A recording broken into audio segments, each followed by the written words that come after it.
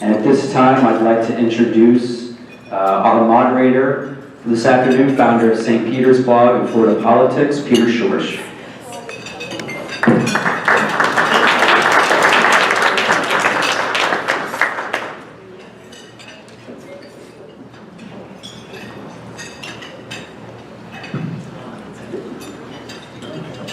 Good afternoon, Tigers. It is my privilege to be with you again, moderating this year's legislative panel. I was trying to think about the legislative session, which only ended on Monday. I'm sure these guys and gals are just a wee bit tired. I know Senator Latvala has been putting in extra hours as the chair of the Appropriations Committee.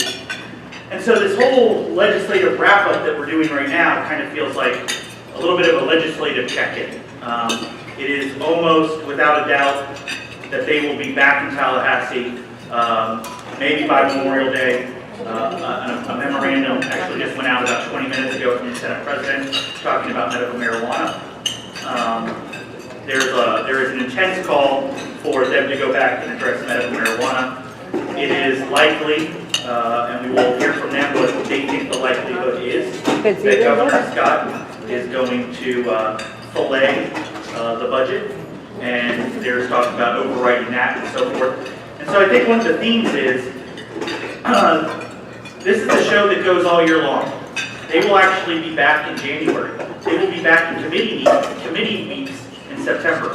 It's the smallest gap between two legislative sessions that we've ever had. And playing against all that, as we saw yesterday, Adam Putnam launched for governor. Wengay launched last week for governor. We have the 2018 campaign cycle, which will be the busiest in Florida's history. So politics is a show that never stops. I'm going to let them introduce themselves with a question. I'm going to give them 1 minute and 30 seconds. Their answers can be 1 minute and 30 seconds. I'm going to reserve the right to do follow-up. Your questions will then follow. I want to get to as many questions as possible. I think those of you who have attended previous panels or previous programs that I've moderated, I reserve the right to cut you off at the knees, Jim Gillespie, if you start speechifying instead of asking a question. And then we will do a lightning round at the end to get some very quick answers to some hot button questions that I have for the lawmakers. So we'll save 5 or 6 minutes at the end. So without further ado, I do want to point out that there are some members of the delegation not here. I know that some people are still catching up, Larry Ahern, etc. Thank you to the 5 that attended. Chris Latvala just came back from a funeral for Representative Diamond's father. So I don't want you guys to go easy on them, but they're a little battle here. So I'm going to start off with a little bit of a softball. A minute 30.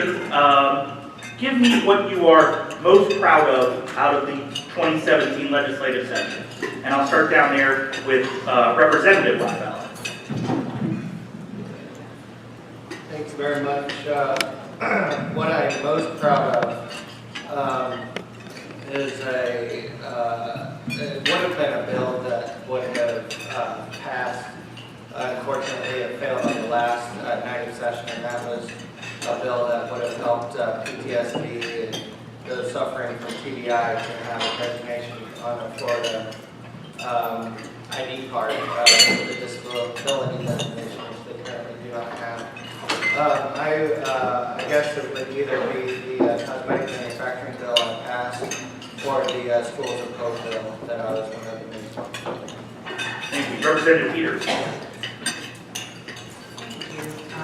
The one thing that I'm probably the most proud of this year is some of the environmental stuff, and it's local stuff that we do. Pick up, is it not working?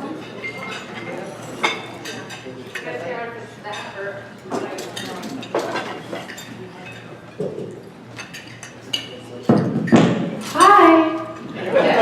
Much better, now you can really hear me.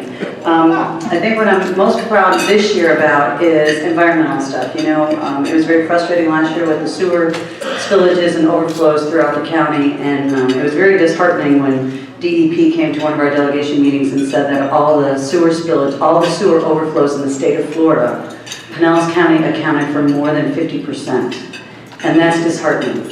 And so this year, we did a pollution notification so that anyone that does have any kind of pollution spill, they must report it within 24 hours. And I think that's really important because the public needs to know. So that's one of them. And then some local projects, I was be able to bring home some money to help St. Pete Beach fix their sewers, and to help some folks in Tier with Shell Key being closed off. And so some of the environmental stuff that we did this year that I think I'm most proud of. Thank you. All right, Rookie. Thank you. I think the most thing I was proud of was one of my colleagues, Mr. Ben Diamond, and the hard work that he did. And I would like, if you would, to join me in a moment of silence for his father. His father, Dr. Diamond, I met when my son was 8 years old. He was diagnosed with juvenile diabetes, and the first time I met Dr. Diamond was in All Children's Hospital, and I've known him ever since. And it's a pleasure to serve with his son. So if you would join me in a moment of silence in recognition of Representative Ben Diamond's father, Frank, I would appreciate it.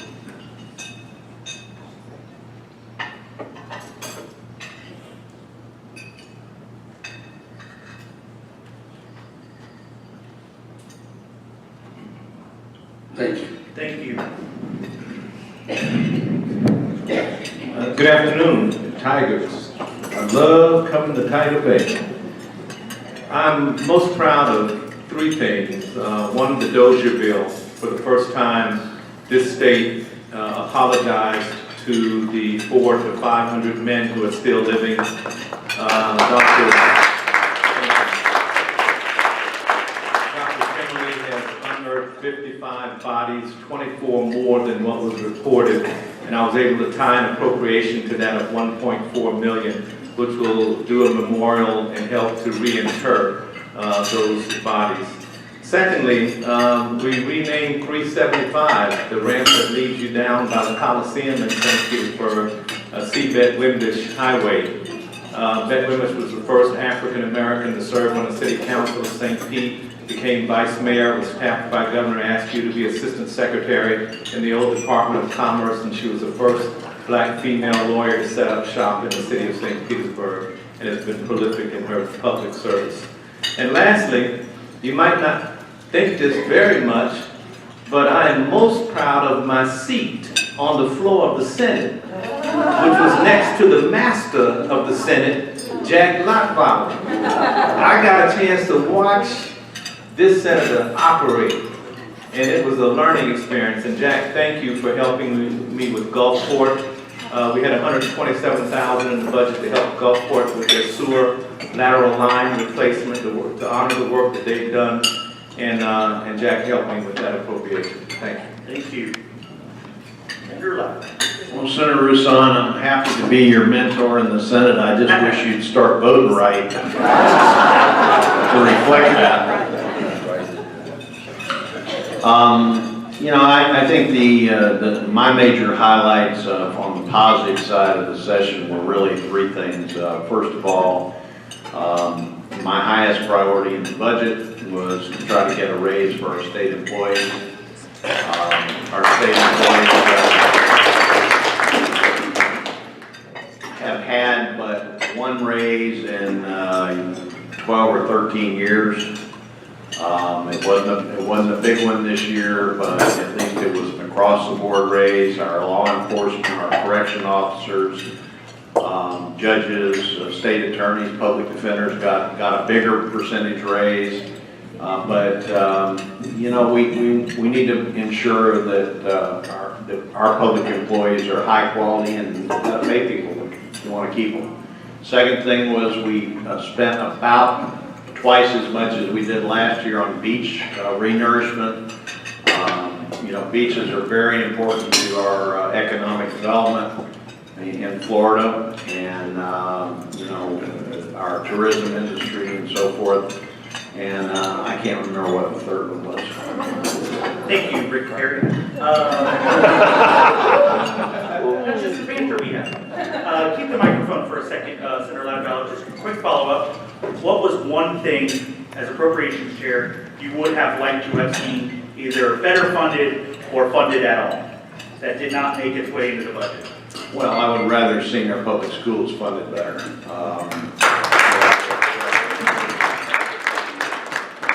It's really sad after being in 15 years, and this is my opportunity to be the budget chairman of the Senate, to not be able to do more for our public schools. Problem is the allocations process. The budget chairman can only spend what the presiding officers agree for each silo of the budget, and they only agreed to a set amount. The required local effort, which has been good enough in Florida for all these years to have, as part of the state's effort that would go up with the rising property rates, good enough until year before last, but all of a sudden now it's a tax increase, meant $500 million that could have gone into schools that didn't. And that was the difference between a significant increase and basically it being flat as it was this year. The statements that you may hear regarding education funding going up include all the special funding for all of Speaker Corcoran's priorities, charter schools, schools of hope, and so forth, not going to public K through 12 schools. I'm going to start with Representative Peters and then rotate all the way back down. If you were Governor Rick Scott, would you sign the budget, line item veto the budget, or veto the budget in its entirety? Well, thank you for that question, Peter. If I were Rick Scott, I think it would be very difficult to veto the entire budget. But I'll tell you, I'm very disappointed in some things that weren't put in that budget, and so I've got some heartburn on that, and I almost want to see him veto the budget, but I think that would be challenging, and I don't think that in the end it would be the best for Floridians. So I think if I were him, there were some things that went on this year that I think weren't very transparent. And so I think those things I would probably go in just out of principle because of the process that was done and it wasn't out in the open. I think if I were Rick Scott, I would go in with a scalpel and I would take that veto pen and I would carve out things that I thought were put in the budget that shouldn't have been put in the budget or were put in the budget that weren't done in the open in the sunshine. And things that maybe pet projects that were strictly political and not for the best of the people. I think those are the things that I would veto. Representative Peters.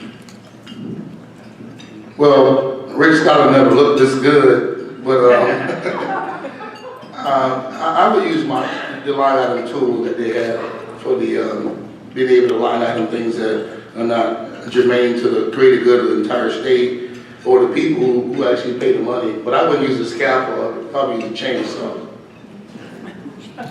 Senator Rouson. I think I would encourage him to use the line item veto, but to call us back as soon as possible in the special session to deal with workers' comp, medical marijuana, and not leave those hanging this year. Well, my advice to the governor has been that they need to pick certain segments of the budget and go after that.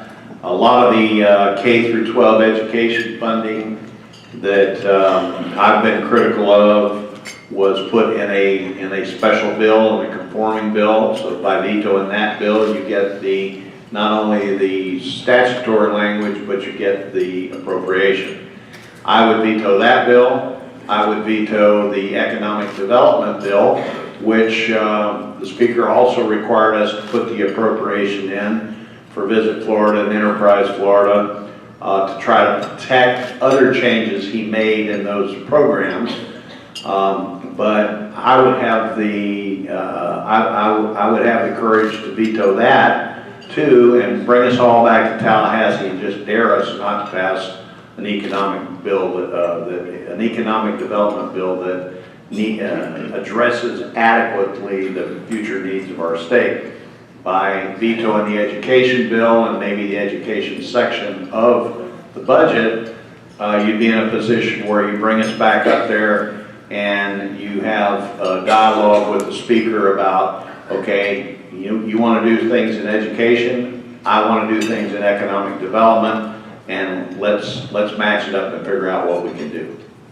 That would be huge, Janelle, right there. The senator's call for a veto on the education bill.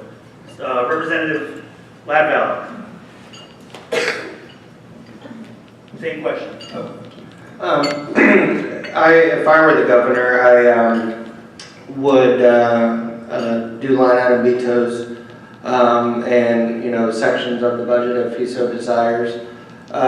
When it was passed on Monday, I believe there was 4 senators that voted no and 8 or 10 representatives that voted no.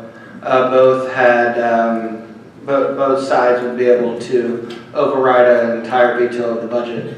But there were, parts of the budget that I think that would not have the veto-proof majority. And so it's certainly his prerogative to veto as much as he desires. I hope he doesn't veto my stuff, but he certainly has that right. Senator Rouson, I'm going to skip Senator Newton for a second and ask you, and then Senator Latvala, what the hell happened to the USF preeminence issue?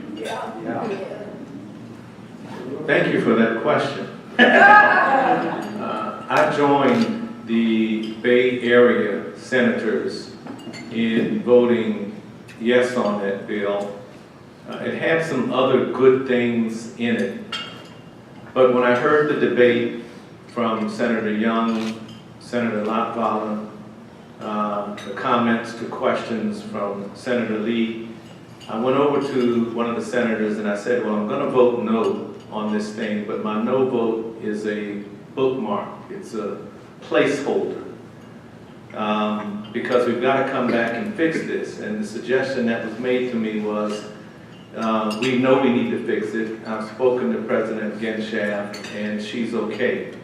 So I called President Genshaft and spoke to her and she said, I'm okay, let's get a date. But no one was happy, at least in the Senate that I know of, with what happened to USF. It delays something that they were working hard towards, were on a glide path to achieving.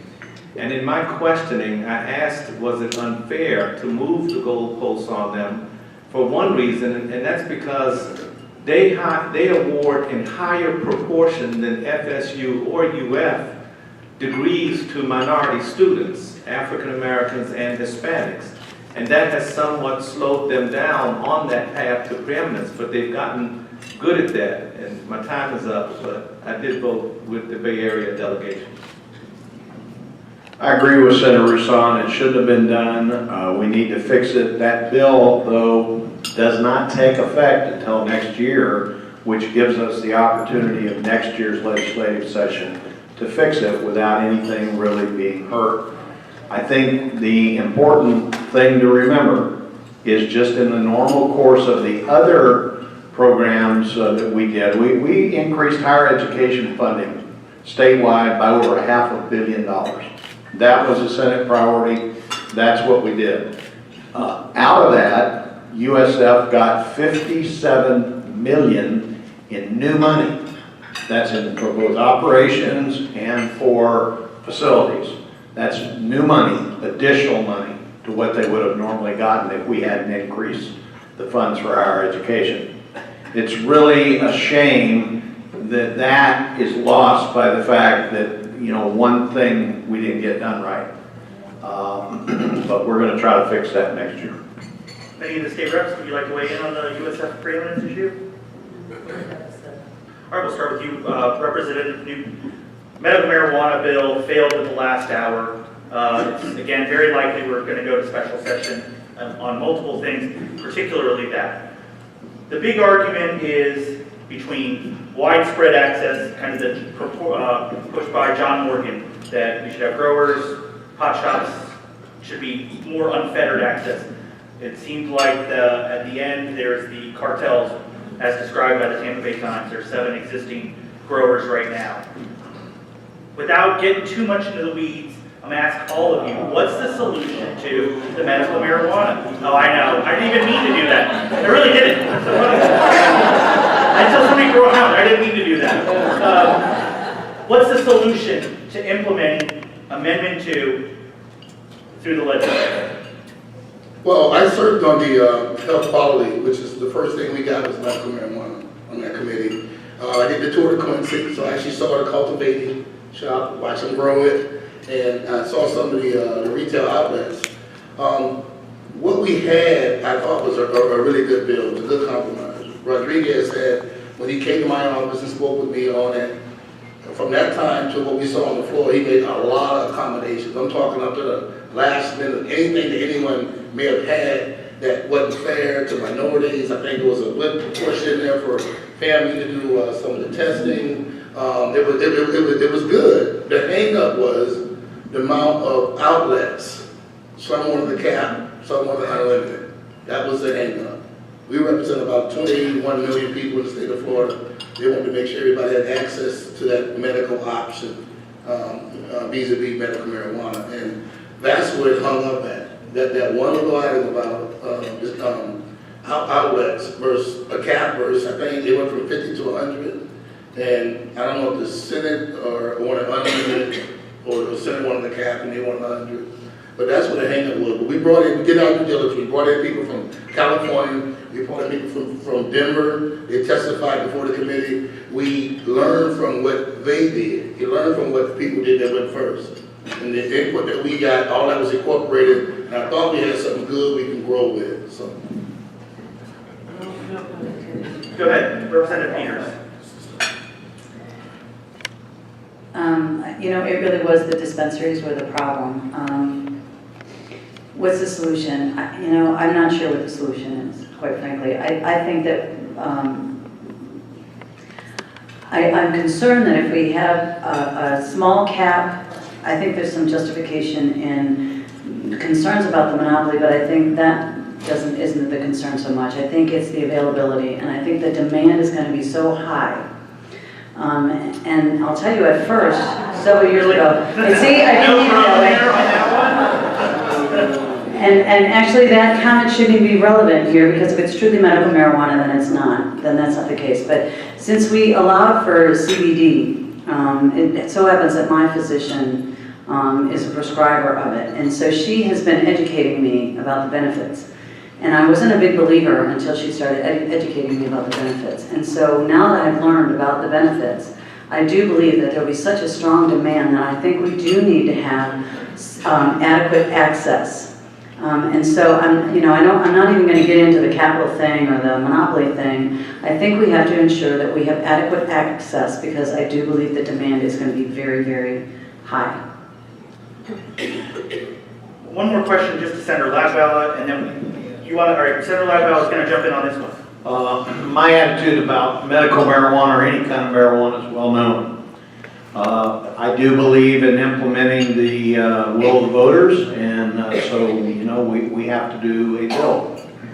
But the issue came down to the last plan from the House at 2 hours before adjournment on Friday was for 17 licenses and 100 dispensaries per license. Well, math wasn't my strong suit, but I calculated that out and I got to 1,700 dispensaries based on those caps. Well, I bet you're going to be surprised when I tell you that Walgreens in Florida only has 856 stores.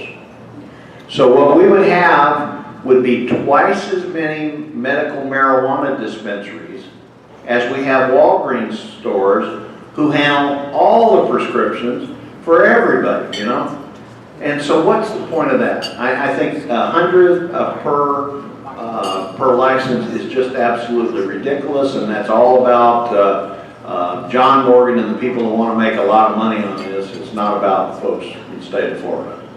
All right, one individual question for Senator Latvala, then we'll get to your questions. Senator Latvala, there was, of all the budget issues, it seemed like there was a distinct lack of money for transportation in Tampa Bay. Going at the TVX issue, what are we going to do to solve the major transportation problem facing the Tampa Bay area? Well, I did do a bill that did pass, kind of revising TBARTA a little bit to try to make TBARTA a future instrument for doing more effective transit planning as a region. and we passed that. It got watered down by the efforts of Senator Brandis and Senator Lee, who are scared that someday we might have something moving in the Bay Area that has a track and wheels to it. So, you know, they got me in a position where I had to accept it being watered down to move it through Senator Lee's committee, but we still got a bill. And, you know, we've got $1 million for waterborne transportation in Pinellas County to maybe have some new options of ferries, not the one to Tampa, but the ones, you know, in the intercoastal waterway and so forth. I think that over the next year, between now and next session, it's going to be most important to look at how the transportation funds in the Tampa Bay area are being spent. And I'm not sure how much has been reserved for the TBX project over in Tampa, but if they can't get their act together and figure out a way to spend that money effectively, then maybe we ought to bring that money to Pinellas County and use it to solve some of the problems we have over here. And I'm going to be talking about that, and that is the news that I had to make today. Brad Miller's going to smile.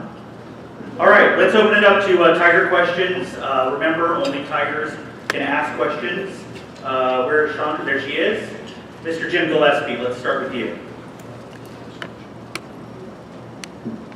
Jim Gillespie, my question is, do you think the power of the presiding officer in each house and 60 days to get the people's business done needs to be changed so you can really get the business done, and what changes are involved? We'll start with Chris Latvala, because I know what you want to weigh in on. I do think that both presiding officers carry an awful lot of power. In the House, for instance, our parking spot, our office space, which office we have, what committees we are or are not on, where our desk is in the chamber, and what bills we filed will ever be heard is controlled by the presiding officer. And that was the way it was when Democrats were in charge, and that's the way it is when Republicans are in charge. So the presiding officers do carry a lot of power and a lot of weight. And I personally think that we have enough time to get the job done. We have a few months of committee meeting weeks leading up to session, and I think a lot of times those weeks aren't spent really delving into legislation and getting things moving.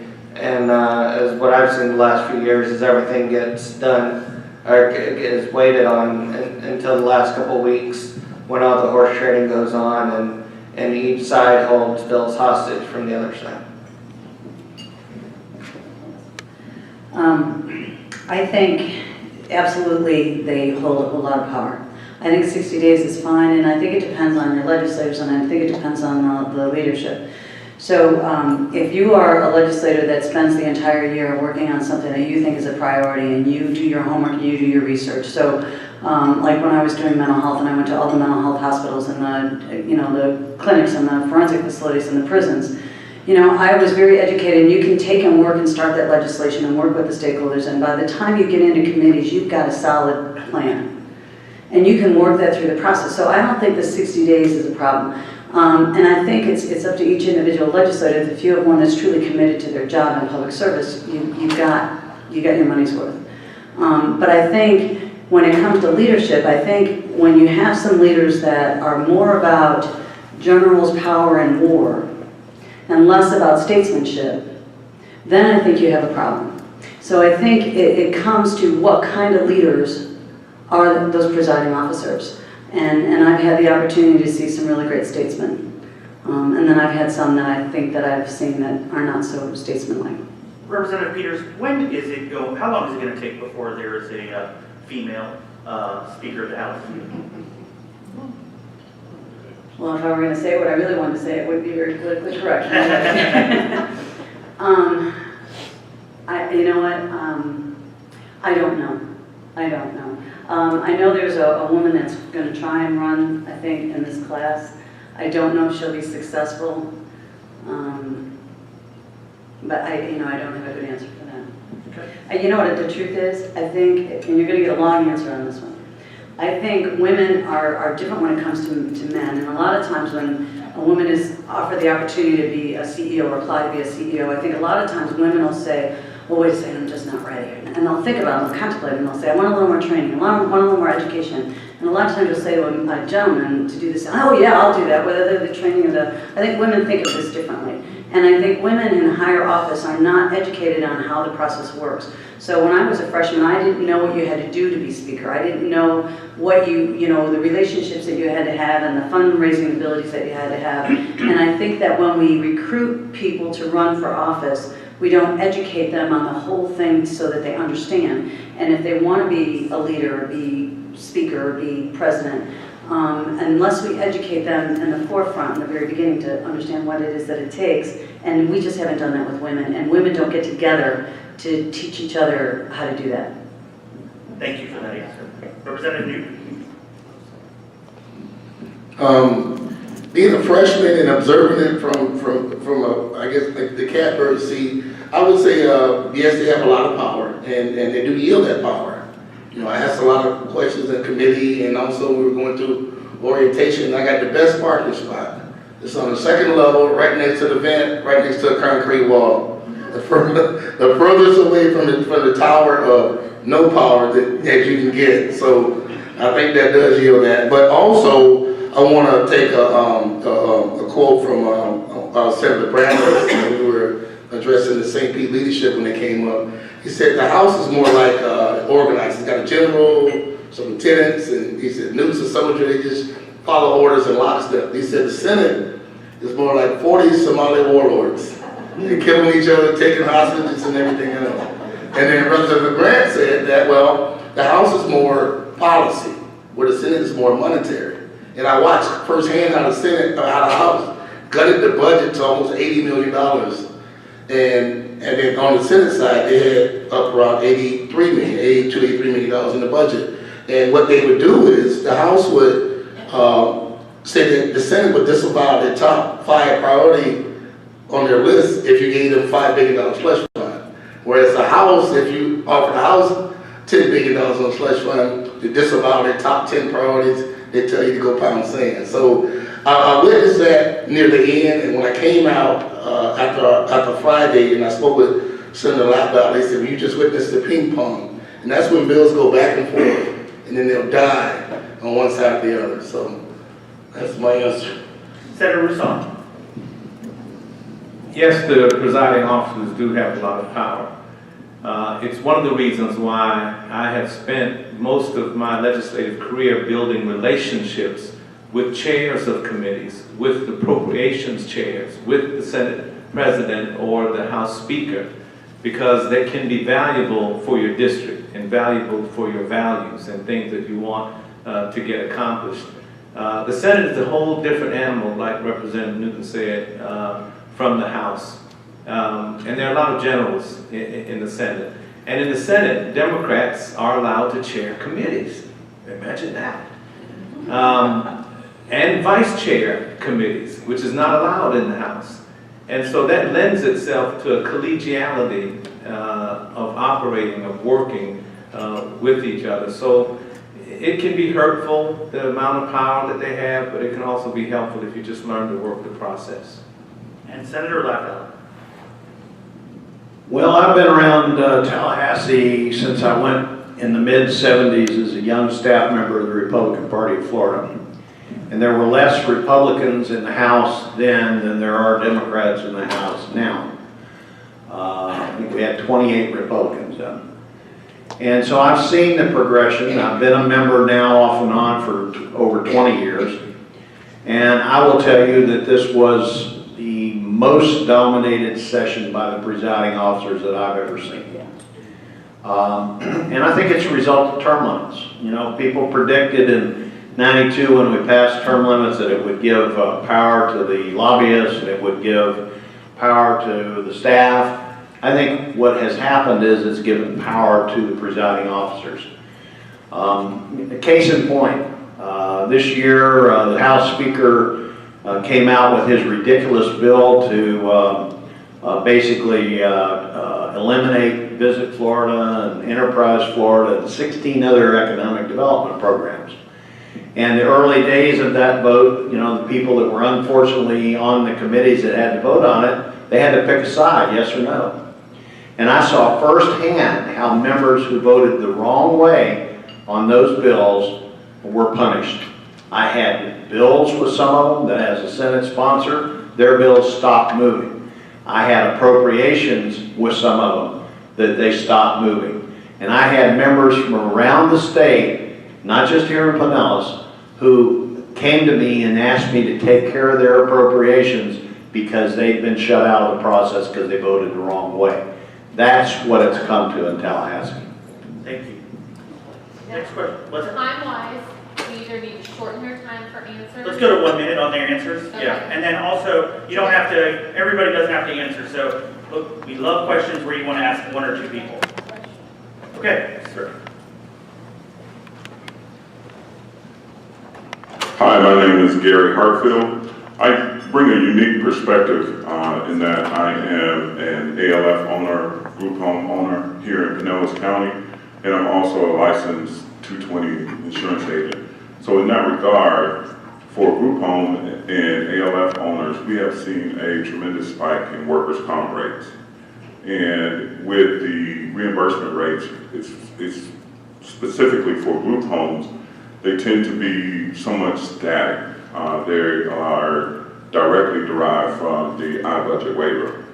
So if the revenue is static and our overhead is increasing, workers' comp rates and so forth, how do we maintain this as a viable concern, as a going concern as a business?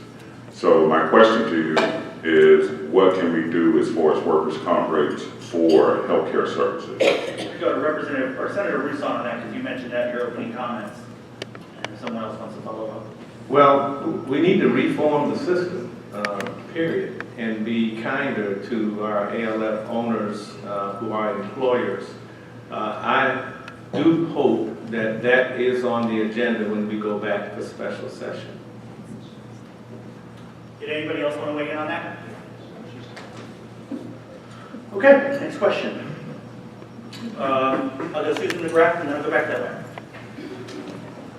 You guys were a tie, so. You can choose who answers this. What solution do you see for local government to offset the dramatic lost property tax revenue due to the increased homestead exemption and drastic effect it will have on services and public safety?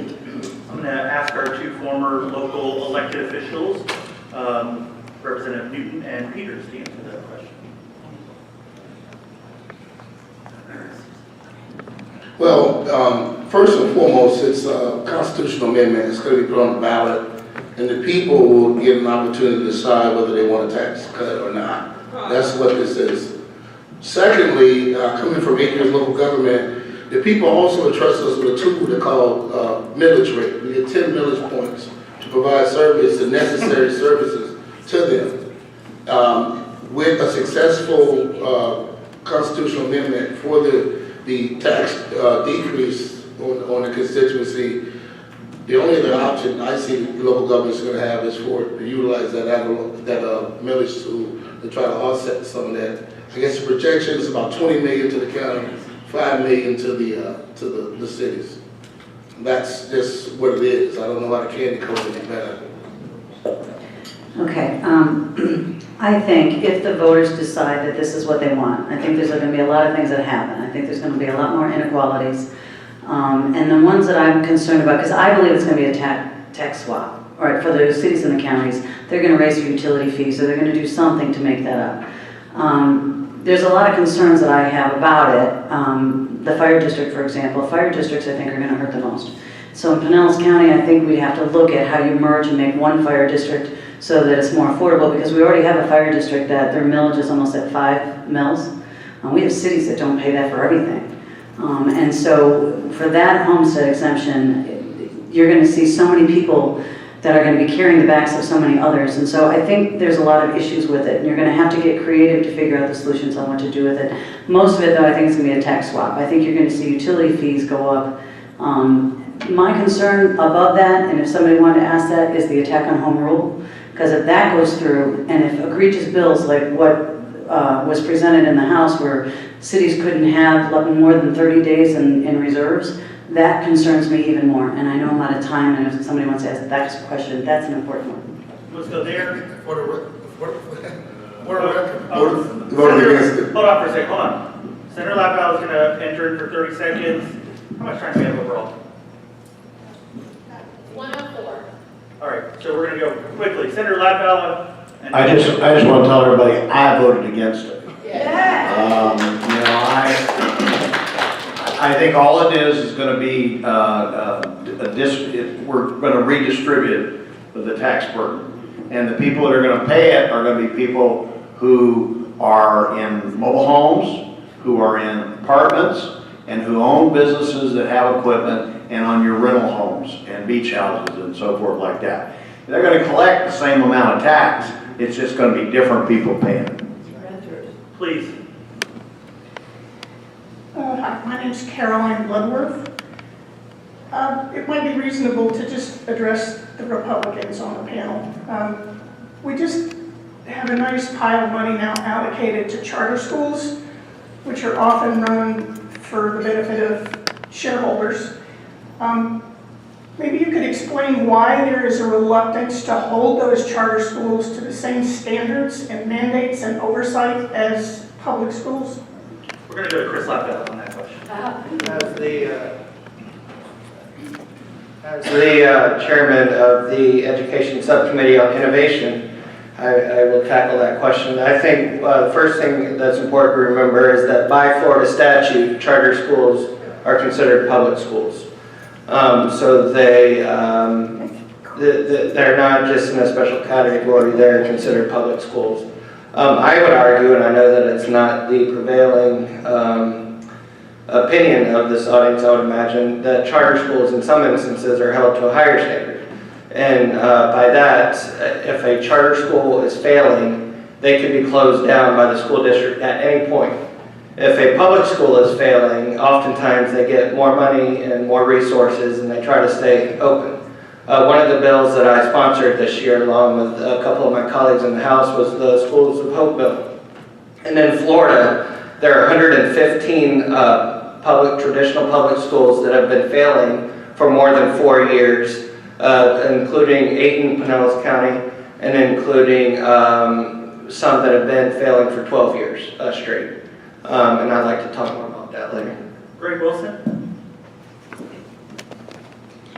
Gregory Wilson. Darryl, you should probably sit this one out, you too, Representative Wengay. It's clear that Republicans are in charge of Tallahassee now. You have a Republican governor, you have a Republican-dominated House and Senate. Why can't you all be happy? I mean, my question is, was this last session an example in collegial compromise, or was it really something more akin to destructive division? Senator Latvala. As the only member of the panel here that remembers what the days were like when the Democrats ran things, I can tell you, and I've had the conversation already today with someone, a friend of mine, that I see a lot of the same things happening now to us that happened to them in the early 90s before we took control away from them. And the problem is with term limits and a lot of these new young people elected to the legislature, they elected the House, and then they move up to the Senate. They know it all. They don't want to listen to old guys like me, give them that advice. And they're just going to have to pay the consequences when the time comes. Democrats didn't have term limits at the time, though, did they? We are going to go into lightning round very quickly. I would like to follow up on this headline, which just broke 20 minutes ago. Jack Latvala, a month or two away from deciding on Republican bid for governor. We're not going to waste our time and ask if you are going to run for governor. Clearly you are. What is the timing? You've always been so smart. What is your timing?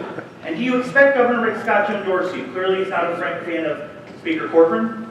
and he hasn't been historically close with Adam Putnam. I do not, Governor Scott's history is that he does not get publicly involved in primaries.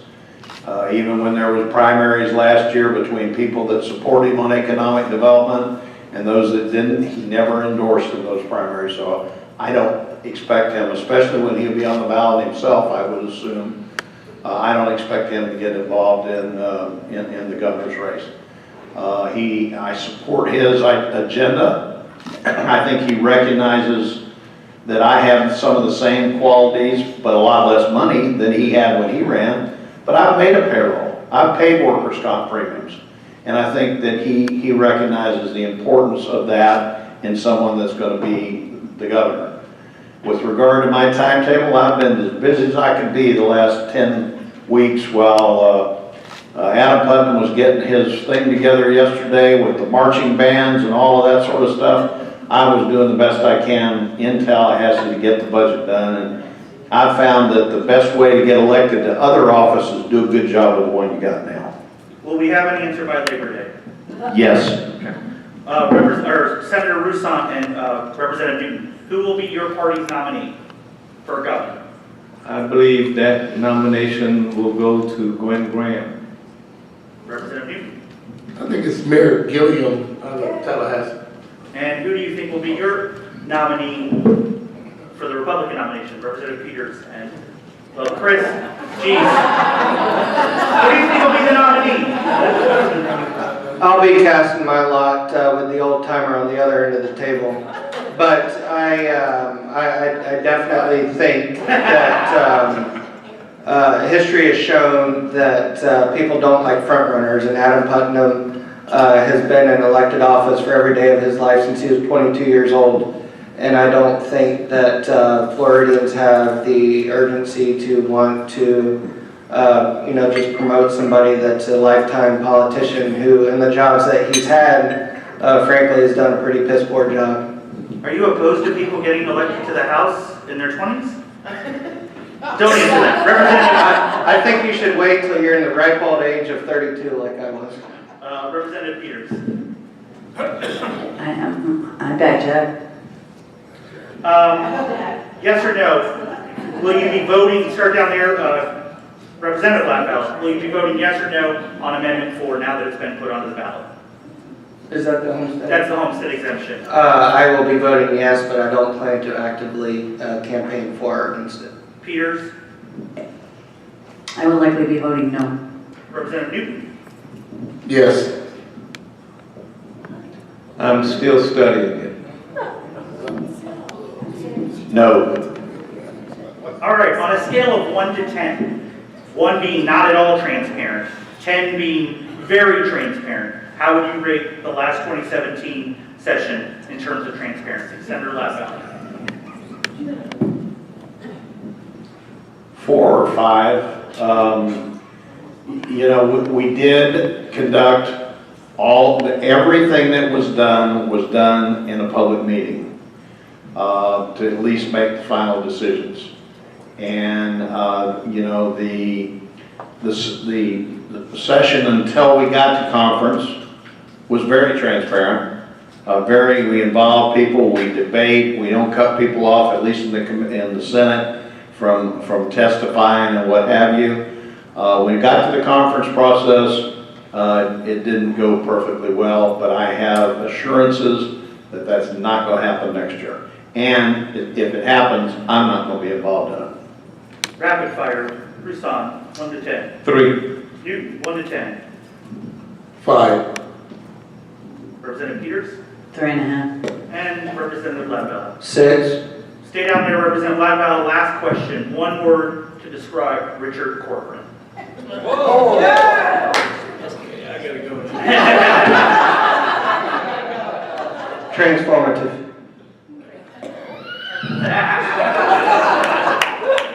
Strategic.